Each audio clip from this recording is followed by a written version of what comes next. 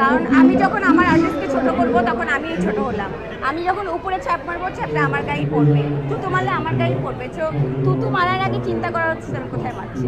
তাদের আদর্শ, তাদের চলাফেরা আমি এখনও তাদেরকে রেসপেক্ট করি। তানিয়া পুজো এখন আমাকে বলে চুপা দাঁড়ায় থাকবা, মহুয়া পুজো বলে দাঁড়ায় থাকবা, জয়া পুজো বলে দাঁড়ায় থাকবা, আমি দাঁড়িয়ে থাকি। তারা আমার আইকন, তাদের কাছ থেকে আমরা অনেক কিছু শিখেছি। তো আমরা যদি এক্সপেক্ট করতে পারি, এখন এটা হচ্ছে যার যার পার্সোনাল ব্যাপার, শিক্ষার ব্যাপার, যে আমি মানুষকে কীভাবে দেখবো আর কীভাবে জানবো। আমি যদি জুনিয়রদের এক্সপেক্ট করতে পারি এবং আমি সিনিয়রদের এক্সপেক্ট করতে পারি, সেটাই হচ্ছে শিক্ষা। কয়েকদিন আগে দেখলাম এক মডেল আমাদের সাকিব খান ও জায়েদ খানকে নিয়ে একটা কুটিকটি করেছে, আপনিও জানেন, তাকে নিয়ে অনেক কুটিকটি করে কথা বলছে যে জায়েদ খানের সাথে কি করবে, তার জায়েদ খানের বন্ধ, এটা আপনি শুনেছেন হয়তো দেখেছেন। এই টাইপের মডেলটা আসলে সুপারস্টারকে নিয়ে এই টাইপের কথা বলে আসলে আপনি একজন কি করেছেন? আমি আরও কারো পার্সোনাল ব্যাপার নিয়ে কথা বলতে চাই না, এটা যার যার পার্সোনাল ব্যাপার। তবে আমার কাছে মনে হয় সব আর্টিস্টদের রেসপেক্ট করা উচিত। কারণ আমি যখন আমার আর্টিস্টকে ছোট করবো তখন আমি ছোট হলাম। আমি যখন উপরে ছাপ মারবো ছাপটা আমার গায়ে পড়বে, তুতু মারলে আমার গায়ে পড়বে। তো তুতু মারার আগে চিন্তা করা হচ্ছে আমি কোথায় মারছি।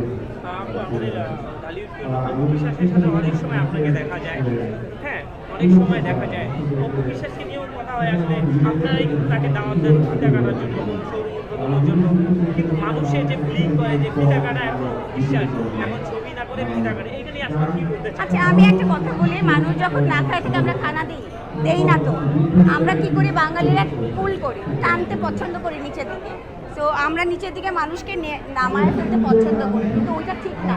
যখন একটা মানুষ না খায় থাকে, এই যে অনেক আর্টিস্ট দেখা যায় যে মারা যাওয়ার পরে তাকে নিয়ে কথা হচ্ছে, সে না খেয়েছিল, সে একা ছিল, সে অনেক একাকিত্ব লাইফ লিড করছে, তখন কেউ খবর নেয় না। আমরা যখন মারা যাই তখন সবাই যে কথা বলি, কিন্তু যখন জীবিত থাকে তখন আমরা কেন পজিটিভ কথা বলি?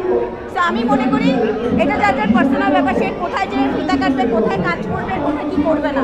কিন্তু আমরা একটা আর্টিস্ট আর একটা আর্টিস্টের নিয়ে কথা বলতে পারি না, আর ও না খায় থাকলে আমরা খানা দেই না। তো আমার কাছে মনে হয় যে যারা এইসব কথা বলে তাদের হচ্ছে বিবেকে অনেক আছে, প্রবলেম আছে। কারণ তাদের মন মানসিকতা প্রবলেম আছে যখন আমরা একটা মানুষকে ছোট করে কথা বলি। এখন দেখছি আপনার অনেক সিনিয়র আর্টিস্ট, আপনার এখন জুনিয়ররা ভিগো লাইভে জড়িয়ে যাচ্ছে, ওইখান থেকে অনেক খারাপ কাজ করছে, অনেক নেশাতে জড়িয়ে যাচ্ছে, আসলে তাদের উদ্দেশ্যে কি বলতে যাচ্ছে? দেখেন, এটা যার যার একান্ত পার্সোনাল ব্যাপার। আমি এটাও বলবো, বিকজ আমি কত 25 বছর ধরে কাজ করছি, 25 বছর আমার শেষ পাড়া দিলাম আমি, হ্যাঁ, তো 25 বছর হয়ে গেল আমার। 25 বছর ধরে আমি অনেক লাইফ উত্থান পতন দেখেছি, আমিও অনেক কষ্ট করে এসেছি। আজকে কিন্তু আমার রাস্তাটা অনেক ইজি ছিল না, আমি ধীরে ধীরে ধীরে ধীরে এগিয়ে আসছি। তো প্রত্যেকটা মানুষ যদি নিজের জায়গা থেকে চেষ্টা করে এবং একটু ধৈর্য ধরে এবং নিজেকে বিশ্বাস করে, আমার মনে হয় না এই জিনিসগুলি করবে। আর আমি আসলে কখনো অ্যাপসে বিশ্বাস তো না, তো আমি এইসব ব্যাপারে আসলেই জানি। আপনি 25 বছরের আপনার অভিজ্ঞতায় আপনি কোন কোন শ্রেণীর মানুষদের আপনার সঙ্গে কাজের সুযোগ তৈরি করে দিয়েছে? আমার একটা ওয়ার্কশপ আছে, বাংলাদেশের অনেক সেলিব্রিটি স্টুডেন্ট আমার, যারা এখন মুভি করছে, যারা নাটক করছে, দেশের বাইরে মডেলিং করছে।